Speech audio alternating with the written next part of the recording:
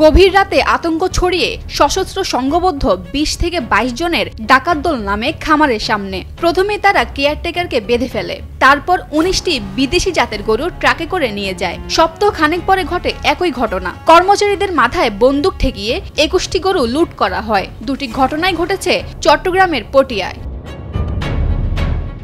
এদিকে গরু ডাকাতির ঘটনায় করা মামলায় ৩ দিনের রিমান্ড শেষে প্রধান আসামি খামারের কেয়ারটেকার আব্দুল মান্নানকে কারাগারে পাঠানো হয়েছে। ধারণা করা হচ্ছে তার সঙ্গে ডাকাতদের যোগাযোগ ছিল।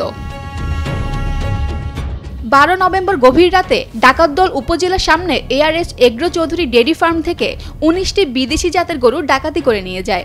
এ ঘটনায় খামারের মালিক হেলাল উদ্দিন বাদী হয়ে পটিয়া থানায় মামলা করেন।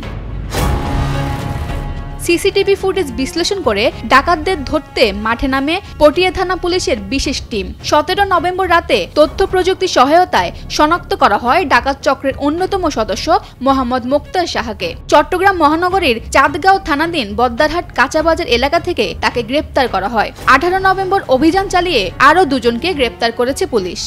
২০১৮-তে এই চৌধুরী ডেইরি ফার্ম দুবার ডাকাতির শিকার হয়েছে।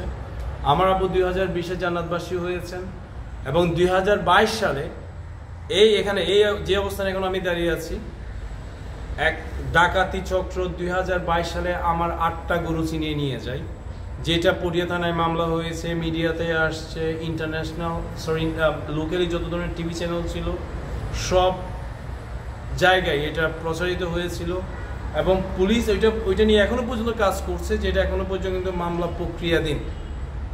এটা শেষ না হতে ২০২৪-এর ১৩ নভেম্বরে আমাকে আবার ডাকাতরা কিন্তু এসে একদম সর্বস্ব লুট করে নিয়ে গেছে। এদিকে ARS এগ্রো চৌধুরী ডেইরি ফার্মের ১৯টি বিদেশি জাতের গরু ডাকাতির ঘটনায় চট্টগ্রাম জেলা পুলিশ সুপারের শরণাপন্ন হয়েছেন বিভাগীয় ডেইরি ফার্মার্স অ্যাসোসিয়েশনের নেতারা। তবে পুলিশ এ নিয়ে কোনো বক্তব্য দিচ্ছে না, স্থানীয়রা কেউ ভয়ে মুখ খুলছে না। গত ৪ বছর ধরে পটিয়া থানা ও আশেপাশের এলাকায় ১৫০টিরও বেশি খামারে ডাকাতি হয়। চট্টগ্রাম থেকে কাউসার আলমের পাঠানো তথ্যচিত্রে ডেস্ক রিপোর্ট, ফারজানা আমিন, কালের কণ্ঠ।